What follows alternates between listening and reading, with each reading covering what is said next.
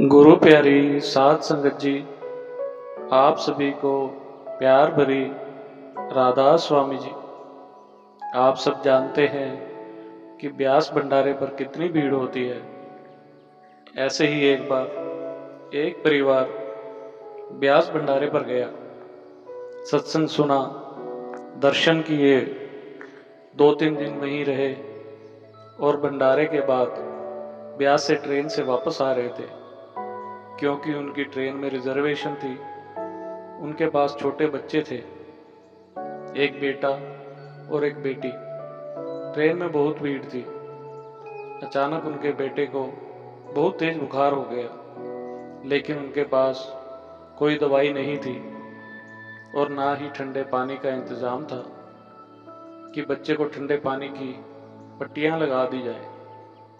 वह टीटी से संपर्क करना चाहते थे, लेकिन टीटी भी उनको कहीं नज़र नहीं आया। वह औरत तो रोने लग गई कि मेरे बेटे को क्या हो गया है। वह रोती रोती बाबा जी को याद करने लगी कि बाबा जी, यहाँ ना कोई डॉक्टर है, ना ही इलाज, अभी सफ़र भी बहुत बड़ा है। बाबा जी तो हमारे साथ हैं और हमारे मन की बात जल्दी सुन लेते हैं। उसी समय ट्रेन में एक सरदार जी आए और बोले, मैं रेलवे का डॉक्टर हूँ, मुझे किसी ने कहा है कि इस डिब्बे में कोई बच्चा ज़्यादा बीमार है। कौन है वह औरत जो रो रही है? वह बाबा जी को याद कर रही थी। उसने जब यह सुना तो वह खड़ी हो गई और बोली, अंकल, इधर मेरा बच्चा बहुत बीमार है, आप हमारी कुछ मदद कीजिए। वह सरदार जी बोले, बेटा, हम मदद करने आए तो हैं, दिखाओ क्या हुआ है। बच्चे को जब उन्होंने हाथ लगाकर देखा और बोले, कोई बात नहीं, बच्चे को थोड़ी थकावट हो गई है, यह लो दवाई, इसे खिला दो, अभी थोड़ी देर में ठीक हो जाएगा। उस औरत ने सरदार जी से दवाई ली और बच्चे को खिला दी। उस समय पता ही नहीं चला कि वह सरदार जी कहाँ चले गए। दवाई पीने के थोड़ी देर बाद बच्चा ठीक हो गया और खेलने लग गया। वह पति पत्नी दोनों बाबा जी का शुक्र करने लगे कि बाबा जी, आपके सिवाय हमारी मदद कोई नहीं कर सकता। जो सरदार जी थे वह आप ही थे।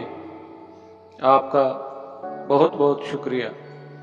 शुक्र मालिका, शुक्र दात्या। इसी के साथ एक छोटी सी साखी और है। एक बार एक बुजुर्ग आदमी बाबा जी से नामदान लेने गया। उनकी उम्र 90 साल से ज़्यादा थी।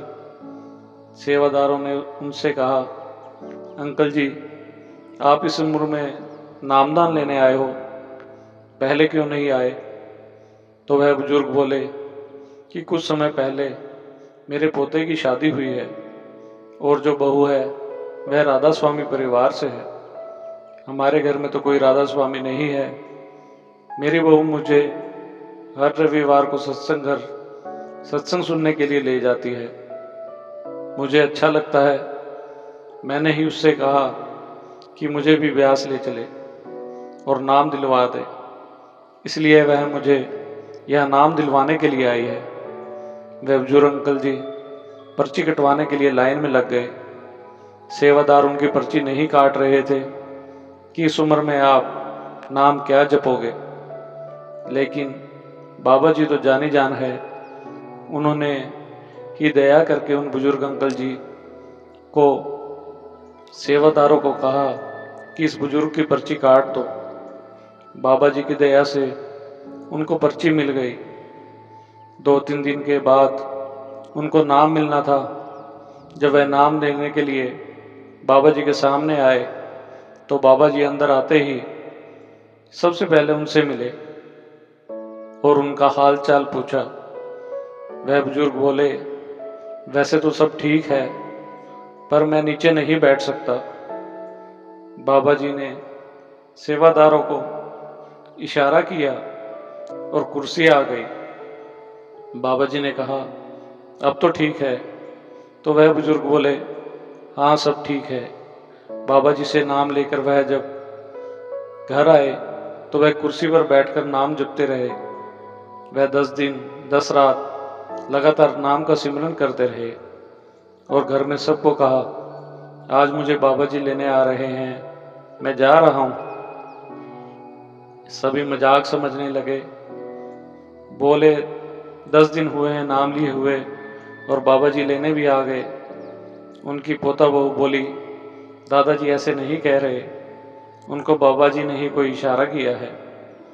थोड़ी देर के बाद ही वह सबको राधा स्वामी बोलने लगे और बोले, देखो बाबा जी आ गए हैं, मैं जा रहा हूँ। वह चल दिए बाबा जी के साथ सचखंड में। सच्ची राह पर मौत के समय संसार का कोई भी इंसान मदद नहीं कर सकता।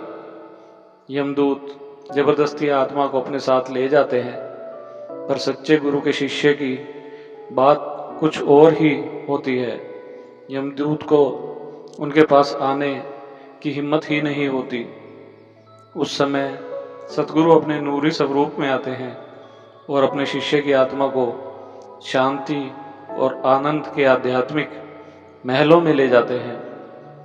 मौत के उसे नाजुक और कठिन समय में केवल सिमरन तथा शब्द की भक्ति ही काम आती है। जब चिंता कोई सताए, सिमरन करो। जब व्याकुल मन घबराए, सिमरन करो। कोई राह नजर ना आए, सिमरन करो। व्याकुल मन घबराए, सिमरन करो। पूरा दिन सिमरन करो, सिमरन करो, सिमरन करो। इसी के साथ इजाजत चाहते हैं। मिलते हैं अगली साखी में। राधा स्वामी जी।